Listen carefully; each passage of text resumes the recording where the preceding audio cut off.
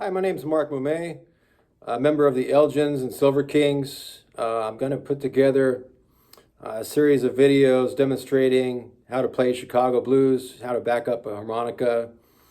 A lot of people associate, some of the later string bending styles with blues guitar, but it really came from country blues guitar and more of a piano-like approach, where you're supporting yourself with the low and high strings, much like a left hand and right hand on a piano would do.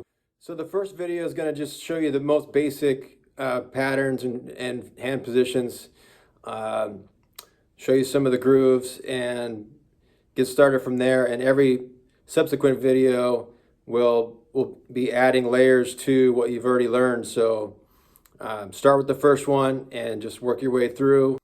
What you learn in these will be a great jumping off point if you want to continue on with country blues and go further back, or if you want to develop some later styles. This will be a great foundation for you either way.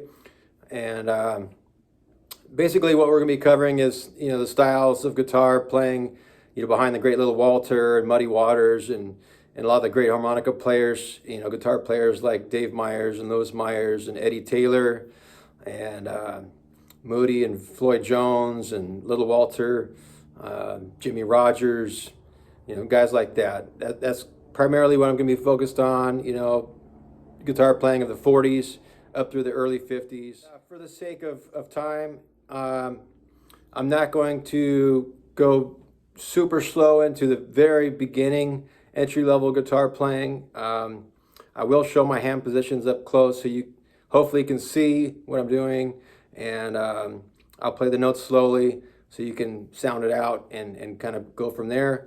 I'm not going to be showing things note for note per se, but I'm going to be more focused on the ideas that were used and how to incorporate those into your playing, how to tie them together as a launching point to for you to kind of experiment and put those ideas together in your own way eventually, over time and through lots of listening and experimenting with the things I'm going to show you and other things that you learn along the way. All right, so here's the first pattern. Very basic. Just playing the top two strings, E and A.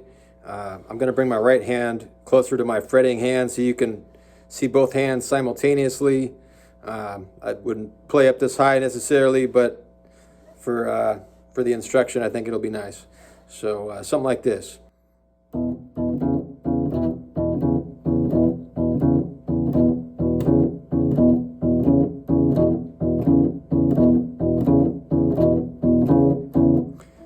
And then for the 4, you're going to do the same thing, but you're going to be playing on the 5th and 4th strings. So just one string down, same pattern.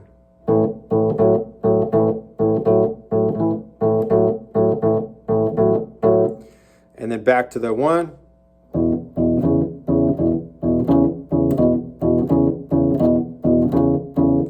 Okay, and you want to kind of hit both strings simultaneously, or right together as if it's one string with your thumb. And I'm muting with my palm after I strike the note to stop it. That's key to get that sound. So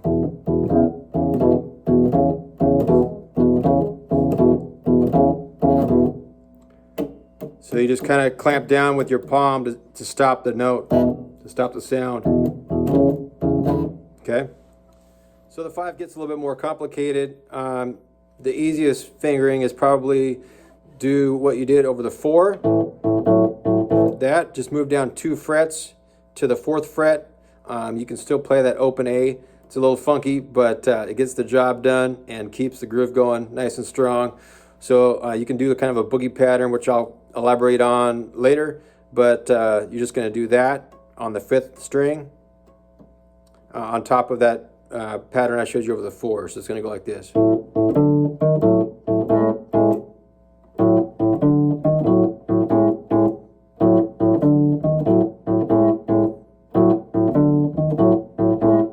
and just hit those two strings together as if it's one big string. So they both sound out together. And then back to the 4. Or just a simple pattern. So like, and then back to the 1. Or whatever to turn it around. So something like this.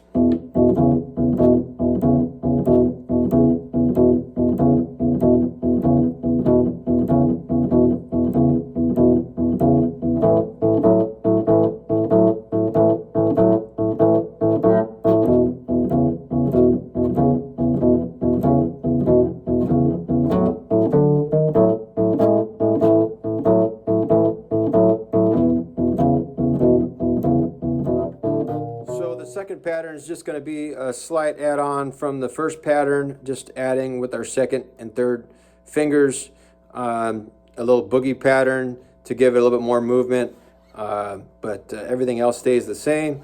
So over the 1, it's going to sound like this. And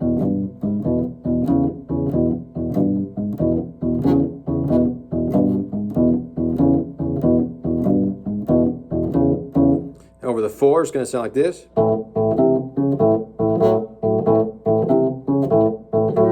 Back to the 1.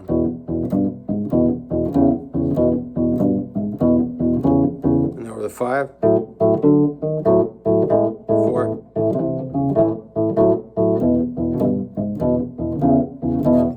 So it'll sound like this.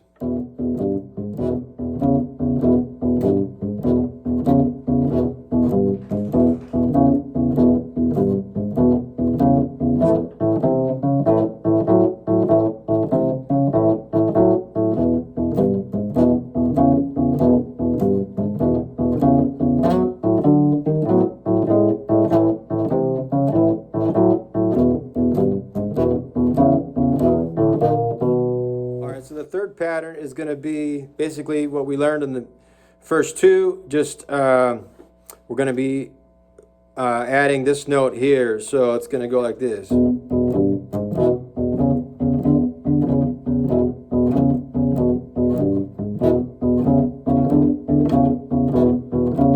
Okay, so slow down.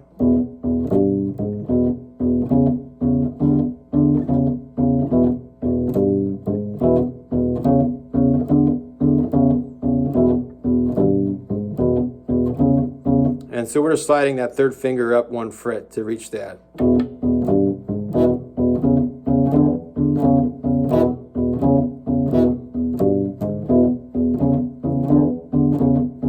4.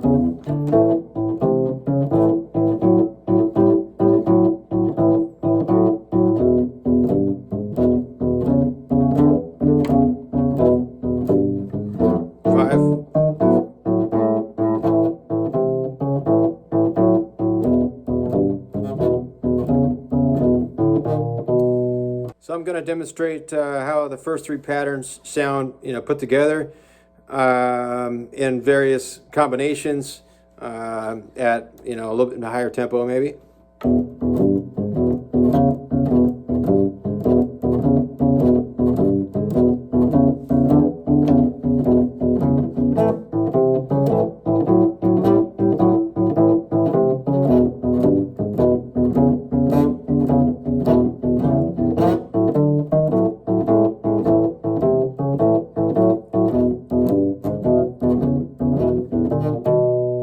Something like that. So the 4th pattern is something you might hear in some of the Detroit stuff from the late 40s and early 50s. Something to experiment around with. It's kind of similar to that 3rd pattern, just sliding up like that, but they kind of did it in reverse. So it sounds something like...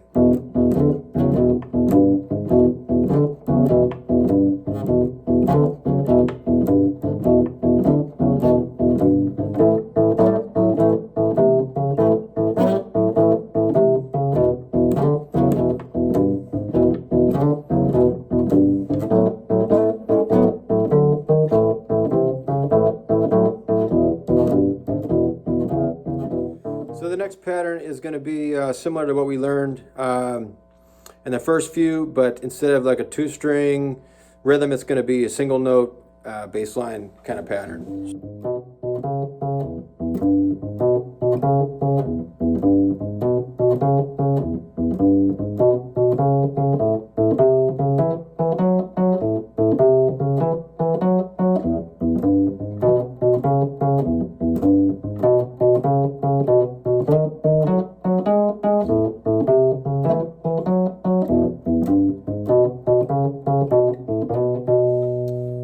Okay, and adding on to the bass line pattern, similar to what we did on the boogie pattern with the 2-string rhythm, you can also do with the 1-string pattern. So it goes something like this.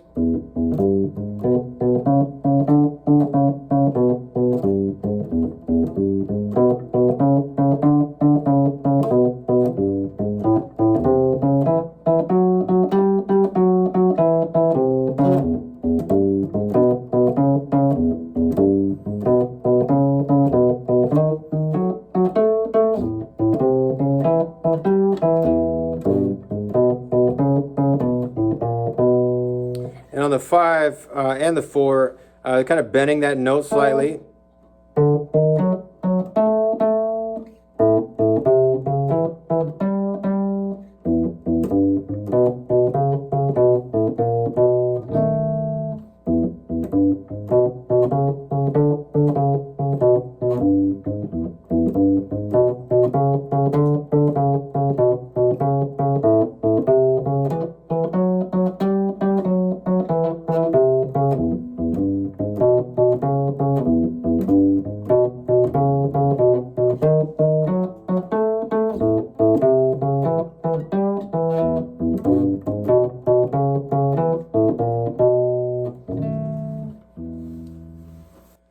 So here's a cool pattern, something like you'd hear on some slower little Walter tunes like Blue Midnight and Sad Hours and that kind of thing.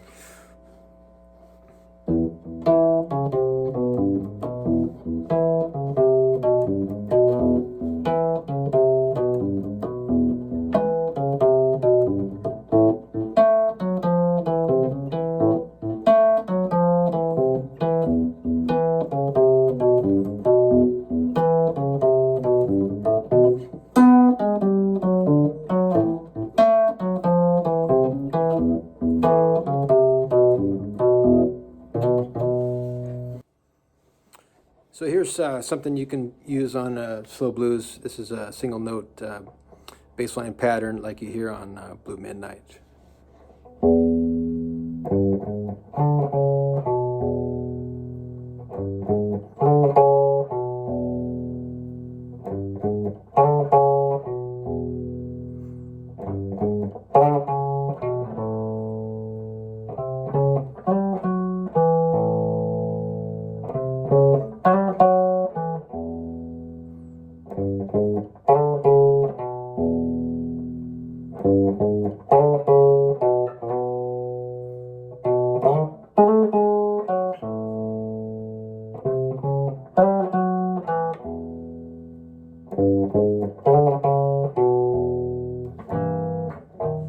Here's a pretty cool bass line run that Joe Willie Wilkins did behind Crudup on a session, Make a Little Love, during the harp solo. It goes something like this.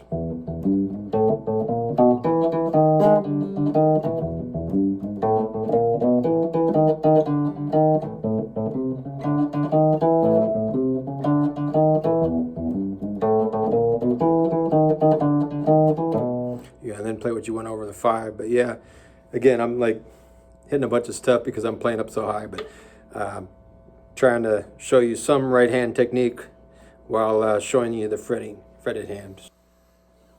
Okay, so all of these patterns can be played both slow and fast, can be played on slow blues, all the way up to boogies.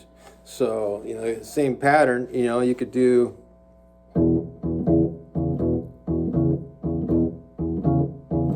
something slow all the way to, you know, one of the faster boogies, you know, that Walter did and stuff, Off the Wall and all that kind of stuff. So.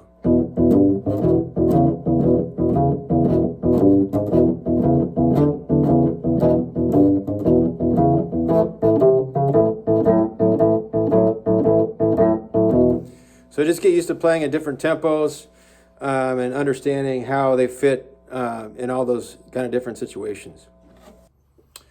So the stuff I'm showing you in this video and the stuff, especially in the next video, are the foundation of all of this stuff. So don't skimp on this section. Most guitar players, think this stuff is rudimentary and they don't spend any time on it. But this is what it's really all about. Everything else you put on top of it isn't going to sound right if you don't get this part like ingrained in your head. You have to be able to hear it in order to be able to play it. You have to hear it in your head so that when you move to do chords or some runs or something like that, when you come back, it's seamless. You fall right back into the rhythms that you were playing before without losing your time or your place. So practice this stuff over and over. Listen to all the stuff in the 40s up to the early 50s, with the Bluebird stuff, with Blind John Davis on piano, and the stuff in the early 50s, with Dave Myers and Robert Jr. Lockwood and Muddy and Jimmy and all these guys. Listen to those recordings over and over and over and get this stuff really ingrained in your head. Super duper important. I would almost say, listen to the piano players, even more than the guitar players. Just the nature of the instrument. Their left hand is just, the groove is so strong on guys like Big Maceo and Blind John Davis and those guys in the 40s. And even, Span and stuff in the 50s. But all right, so that wraps up lesson 1. We did all the 2-string rhythms and all the single note bass runs, or at least enough to get you pretty far down the road. Lesson 2, we're going to start adding some top end to the bottom parts and finding out how to get the thumb and fingers to work together, hopefully, and we'll keep building from there with the chords and double stops and single note runs and all kinds of fun stuff. So just get this stuff down and we'll keep adding.